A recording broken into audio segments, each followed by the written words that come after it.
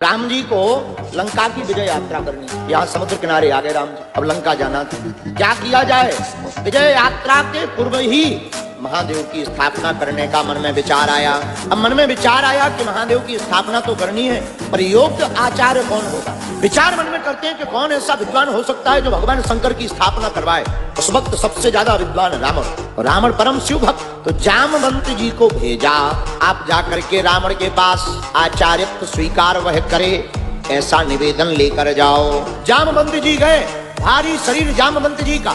जब जाने लगे तो लक्ष्मण जी बोले चिंता मत करो, यहाँ से आपको लाइव देखेंगे, अगर तुम्हारे साथ कुछ भी खतरा होगा हम अपने हाथ में बाण लिए, धनुष लिए, तुरंत यहाँ से संधान कर देंगे। जामवंत जी निर्भय होकर के जब लंका पहुंचे, रावण को पता लगा, रावण को यह भी खबर थी कि समुद्र के किनारे वो दोनों वनवासी आ चुके हैं, राम लक्ष्मण आ चुके हैं। तो जामवंत जी का परिचय पाकर के रावण स्वयं स्वागत करने के लिए बाहर तक आया। और जामवंत जी से रावण ने पूछा, कहो किस लिए आए हो? जामवंत जी हाथ जोड़कर कहते, हे आचार्य विद्वान रावण, हमारे प्रभु श्री राम ने एक कार्य के लिए आपको भेजा है। किस लिए? वह समुद्र के किनारे भगवान शंकर की स्थापना करना चाहते हैं, लेकिन उसके लिए कोई योग्य आचार्य नहीं मिला, आपको ही आचार्य बनाना चाहते हैं। क्या यह निमंत्रण स्वीकार कर रहे हैं आप? और रावण की बात सुनकर आप आश्चर्यचकित होंगे। रावण मुस्कुराते हुए बोला, क्या तुम्हारे राम लंका विजय प्राप्त करने के लिए शिव स्थापना कर रहे हैं? जामवंत जी कहते हैं हाँ। तो रावण कहता है तो ठीक है। तो किसी ने टोका कि पागल होगा, लंका पर विजय प्राप्त करने का मतलब तुम्हारा हारना।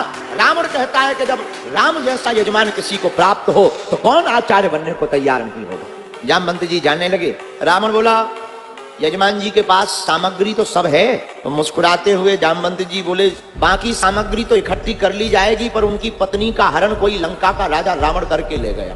पत्नी भर नहीं है, बाकी सब है, तो बाकी जिम्मेवारी आचार्य की है व्यवस्था करने। रावण कहता है कोई बात नहीं, यजमान से कह देना तैयारी करें, आचार्य जी शुभ समय पर आएंगे। तो रावण अशोक वाटिका गया। अशोक वाटिका में जानकी जी के सामने खड़ा होकर के रावण कहता है, जनक दुलारी जानकी, क्या तुम्हें पता है तुम्हारे पति प्राणनाथ लंका पर विजय प्राप्त करने के लिए भगवान शंकर की स्थापना समुद्र के तट पर कर रहे हैं। उनके पास सब कुछ है, लेकिन उनके पास पत्नी नहीं है। उनकी धर्म पत्नी का हरण चूंकि रावण मैं करके ले आया हूं, इसलिए आचार्य होने के नाते मेरा धर्म है उस स्थिति को पूर्ण करने की जिम्मेवारी है, सामग्री को पूर्ण करने की जिम्मेवारी, और आप उनकी अर्धांगिनी हो, तुम्हारे बिना अनुष्ठान अधूरा रहेगा। एक काम करो, तुम्हें हमारे साथ चलना होगा, और याद रखना वहां भी तुम हमारे ही बंधन में रहोगी, पर वह अनुष्ठान पूर्ण करवाना होगा। इतना कहते ही मां जानकी ने मन में विचार किया कि हमारे स्वामी के आचार्य हैं तो हमारे भी आज आचार्य हैं। और पहली बार मां जानकी ने दोनों हाथ जोड़ करके प्रणाम किया, और रावण ने भी 10 मुखों से सदा सौभाग्यवती भवा इसका आशीर्वाद। और विमान पर बैठा करके रावण समुद्र के इस पार आया। समुद्र रावण नीचे उतरा, प्रभु श्री राम और लक्ष्मण ने स्वागत किया। आचार्य रावण को बैठाया गया तो हनुमान जी को कहा कि आप जो है जा करके भगवान शंकर से शिवलिंग लेकर के आओ।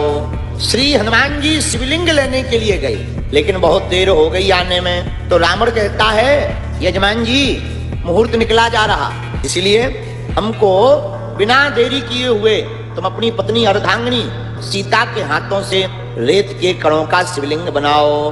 तो समुद्र की तट पर ही जो रेती थी उसी का शिवलिंग बनाया। रावण ने उसको मंत्रोच्चारण करके स्थापित किया। जब स्थापित हो गए और अनुष्ठान पूर्ण हुआ तो भगवान प्रभु श्री राम ने कहा कि आचार्य जी दक्षिणा मांगो। रावण मुस्कुराते हुए कहता है, भला यजमान जी तुम हमें दक्षिणा क्या दोगे? जिस आचार्य के पास खुद की नगरी लंका की हो, और तुम्हारे पास तो तुम्हारी घरवाली नहीं, वनवासी भी हो, एक तरकस है, कुछ तीर है, पीतांबर है तुम्हारे हाथ में, और साथी भी कौन? बानर भालू, जिनके ना मकान ना दुकान ना बैंक बैलेंस। अब आप हमको भला दक्षिणा भी क्या दोगे? राम जी कहते हैं नहीं, नियम है, धर्म है, अनुष्ठान के बाद ब्राह्मण को आचार्य को दक्षिणा देनी चाहिए, तो आप दक्षिणा मांगो। पर दक्षिणा बहुत गजब की मांग। राम वैसे तो इस आचार्य के पास सब कुछ है, बस दक्षिणा में देना तो एक ही बात देना कि तुम्हारा आचार्य जब मरे तो यजमान सामने खड़ा हो। अब हनुमान जी थोड़ा देरी से शिवलिंग लेकर आए। हनुमान जी का मन थोड़ा मनहीन हो गया, महाराज हमारा शिवलिंग हम लेकर आए, थोड़ा देरी क्या हो गई, आप लोग बताओ हमारे, अब हम इनका क्या करें? राम जी बोले, भाई टेंशन मत लो, ये बालू के हैं, रेत के कण के, ये थोड़ा कमजोर है। एक काम करो, आप मजबूत वाले लाए हो, कैलाश पर्वत से लाए, शंकर जी के हाथ से लाए, एक काम करो ये वाला निकाल दो, ये रख दो। हनुमान जी ने सोचा अब निकालना। रेती के शंकर शिवलिंग को बहुत सरल है, एक हाथ लगाया, एक तिनका नहीं गिरा, दूसरा हाथ लगाया, कुछ नहीं हुआ। इन्होंने कहा ये तो बड़े तेज जड़ गए, सीमेंट से ज्यादा खतरनाक। हनुमान जी ने पूंछ लगाई, पूंछ कब काम आएगी, इसी पूंछ में तो लंका में आग लग गई। हनुमान जी ने पूंछ बढ़ाई, शिवलिंग में लपेटा, जो रामेश्वरम महादेव जिनके तुम दर्शन कराए इन्हीं को उखाड़ना चाहा, पर शिवलिंग नहीं उखड़ा, धरती चाहे उठने लगी। राम जी बोले धरती रख दो भैया, ये गोला कहाँ ले जाओगे। हनुमान जी ने इस बार धरती को दबाया पैर से, जैसे एक झटका मारा, इन्हें लगा शिवलिंग उखड़ गया, पीछे देखा पूंछ टूट गई, पूंछ कट गई, दर्द होने लगा। श्री जानकी जी ने अपने हाथों से राम राम राम राम कह करके पूंछ को जोड़ दिया। लेकिन आज भी हनुमान जी यहाँ बैठे हैं।